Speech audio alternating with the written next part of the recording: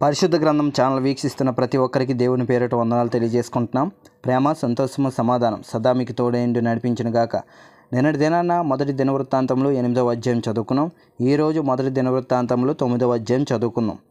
ఈ ప్రకారము ఇశ్రాయేలీలందరూ తమ వంశముల చొప్పున సరిచూడబడిన మీదట వారి పేర్లు ఇశ్రాయేలు రాజుల గ్రంథమందు వ్రాయబడిను. యోధావారు చేసిన ద్రోహమునకై వారు బాబేలునకు చెరగొనిపోబడిరి.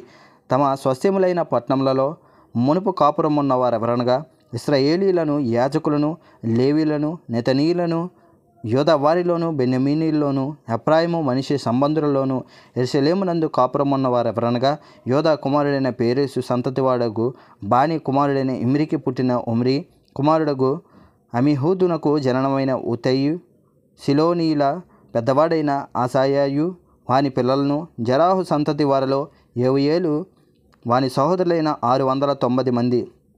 బెన్యమీనీల్లో సెనుయా కుమారుడైన హోదవ్యాకు పుట్టిన మెసుల్లాము కుమారుడగు సల్లు, యెరోహాము కుమారుడైన ఇబ్నయ, మిక్రీకి పుట్టిన ఉజ్జీ కుమారుడైన ఏలా, ఇబ్నియ కుమారుడైన రఘువేలునకు పుట్టిన షెఫాట్య కుమారుడగు మెసుల్లాము వీరును వీరి సహోదరులను తమ తమ వంశముల పట్టీల చొప్పున 956.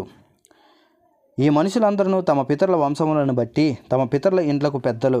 యాజకులలో యెదాయ, యెహోయారీబు, యాకీను, దేవుని మందిరములో అధిపతి అయిన అహిటూబు కుమారుడైన మెరాయేతునకు పుట్టిన సాదోకు కుమారుడగు మెసుల్లామునకు కలిగిన హిల్కియా కుమారుడైన అజర్య, మిల్కియా కుమారుడగు పసూరునకు పుట్టిన అరోహాము కుమారుడైన అదాయ, ఇమ్మేరు కుమారుడైన మెసుల్లమేతునకు పుట్టిన మెసుల్లామునకు కుమారుడైన జేరాకు జననమైన అదియేలు కుమారుడగు మాసై మరియు తమ పితరుల ఇండ్లకు పెద్దలైన 1760 మంది కుటుంబీకులు.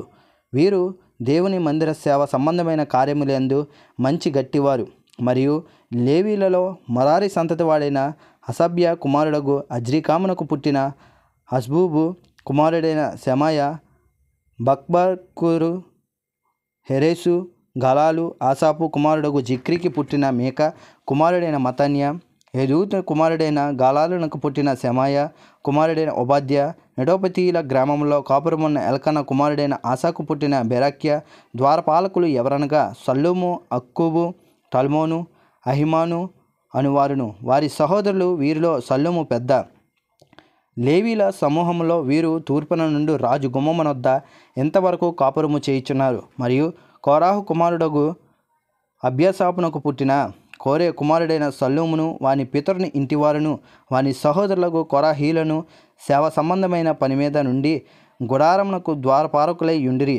వారి పితరులు యెహోవా పాలెమునకు కావలి వారై ఉండి ప్రవేశ స్థలమును కాయుచుండిరి. ఎలియాజరు కుమారుడైన పిన్నెహాసు మునుపు వారి మీద అధికారి అయి ఉండెను. యెహోవా అతనికి తోడుగా ఉండెను. మరియు మెషెలెమ్యకు కుమారుడైన జకర్యా సమాజపు గుడారం యొక్క ద్వారమునకు కావలి గుమ్మముల యొద్ద ద్వారపాలకులుగా ఏర్పడిన వీరందరూ 212. వీరు తమ గ్రామముల వరుసను తమ వంశవలీల చొప్పున సరిచూడబడిరి. వీరు నమ్మదగిన వారని దావీదు దీర్ఘదర్శియగు సమూయేలును వీరిని నియమించిరి. వారిని వారి కుమారులను యెహోవా మందిరపు గుమ్మములకు అనగా గుడారపు మందిరం యొక్క గుమ్మములకును వంతుల చొప్పున కావలికాయు పని కలిగియుండెను. గుమ్మముల కావలివారు 4 దిశలను అనగా తూర్పునను, పడమరనను, ఉత్తరమునను, దక్షిణమునను ఉండిరి. వారి సహోదరులు తమ గ్రామములో నుండి 7 దినములు ఒకసారి వారి యొద్దకు వచ్చుటకద్దు. లేవీలైన 4 ప్రధాన ద్వారపాలకులు ఉత్తరవాదులై ఉండిరి. దేవుని మందిరపు గదుల మీదను బొక్కసముల మీదను ఆ లేవీలు ఉంచబడిరి. వారు దేవుని మందిరమునకు కావలివారు గనుక వారి కాపురములు దాని చుట్టూ ఉండెను. ప్రతి ఉదయమున మందిరపు వాకిండ్లను తెరుచు పని వారిదే. వారిలో కొందరు సేవాపకరణములను కనిపెట్టువారు. వారు లెక్క చప్పున వాటిని లోపలికి కొనిపోవలను, లెక్క చప్పున వెలుపలికి తీసుకొని రావలను. మరియు వారిలో కొందరు మిగిలిన సామాగ్రి మీదను పరిశుద్ధమైన పాత్రలన్నిటి మీదను ఉంచబడి ఉండిరి. సన్నపు పిండియు ద్రాక్షరసమును నూనెయు ధూపవర్గమును వారి ఆధీనము చేయబడెను. యాజకుల కుమారులలో కొందరు సుగంధ వర్గములను పరిమళ తైలములను చేయుదురు. లేవీలలో కొరాహు సంతతి వాడైన సల్లూమునకు పెద్ద కుమారుడైన మతిత్య పిండి వంటల మీద నుంచబడెను. వారి సహోదరులకు కహతీయులలో కొందరికి విశ్రాంతి దినమున సముఖపు రొట్టెలు సిద్ధ చేయు పని కలిగి ఉండెను. లేవీల పితరులో పెద్దలైన గాయకులు రాత్రింపగళ్ళు పని విచారణ కలిగి ఉన్న హేతువు చేత వారు కడమ పనిలో విచారణ లేకుండా తమ గదుల్లో నుండిరి. వీరు తమ వంశవళ పట్టీల చొప్పున లేవీల పితరులో పెద్దలైన వారు. వీరు యెరూషలేమునందు కాపురముండిరి. గిబియోను తండ్రి అయిన యెహీయేలు గిబియోనులో కాపురముండెను.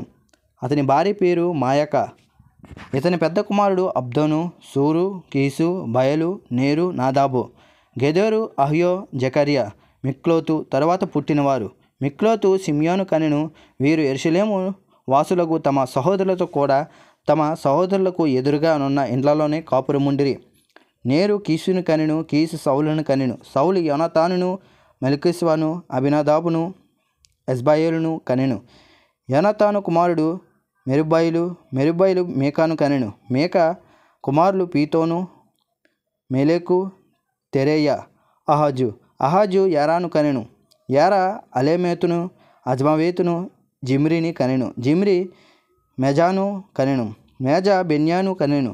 రెఫాయ బెన్యాకు కుమారుడు. ఎలాస రెఫాయకు కుమారుడు. అజేలు ఎలాసకు కుమారుడు. అజేలునకు 6 కుమారులుండిరి.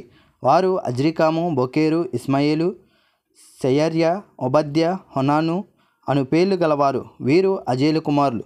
ఇంతటితో దినవృత్తాంతములు 9వ అధ్యాయం పూర్తయింది. రేపటి దినాన మొదటి దినవృత్తాంతములు 10వ అధ్యాయం చదువుకుందాం. ప్రేమ, సంతోషము, సమాధానం సదా మీకు తోడేంటి నడిపించిన గాక. ఆమెన్.